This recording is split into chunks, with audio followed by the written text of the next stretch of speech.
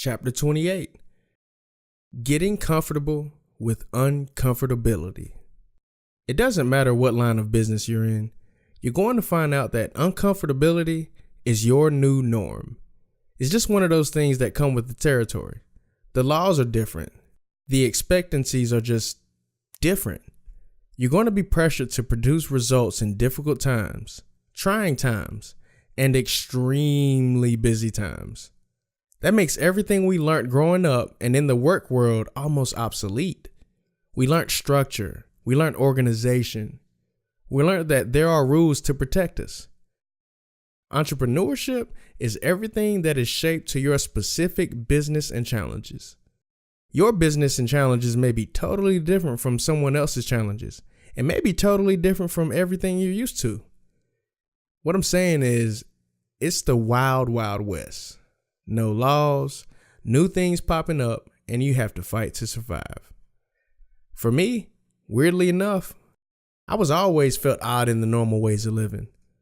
I liked waking up at random times of the night to do work. I liked the feeling of my back being against the wall sometimes. I like being the underdog. Maybe I like being the underdog because ever since I was a kid, I was always the small guy trying to compete. But it always felt good doing the things that people didn't think I could do. And then people would see the value in me after they saw that I could. I remember in 7th grade, I got cut from the basketball tryouts. I didn't make it. There was 3 rounds of tryouts that went on, and I made it to the last one, but I didn't make the list. Man, my heart was hurt the day I saw that I wasn't on the list. My pride was hurt. It was bad. I found out that I got cut because I was too small at the time. Oh yeah, I should also mention that I didn't make the football team in 7th grade neither.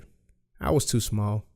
The football coach told my dad that he's good, he's real fast, but I just don't want to see him get hurt. That was the year for me in 7th grade. Failing, not making the teams. Back then, that was all I cared about, and I couldn't have it. I dealt with it, of course, but I had to live with thoughts of being a failure with my first official attempt at officially becoming an athlete in my school. I was too small. Just too small, man.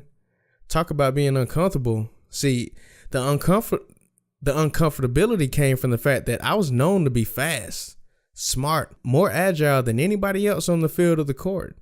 I specifically remember killing everybody on the flag football field. I specifically being the man in intramural basketball. The coaches knew that I was good, but they viewed me as too small. However, when 8th grade came, I had no problem making the football and the basketball team. I was second string, but I wasn't mad about it. I at least was happy about making the teams. It was actually funny. I remember not going just because I didn't want to at that point.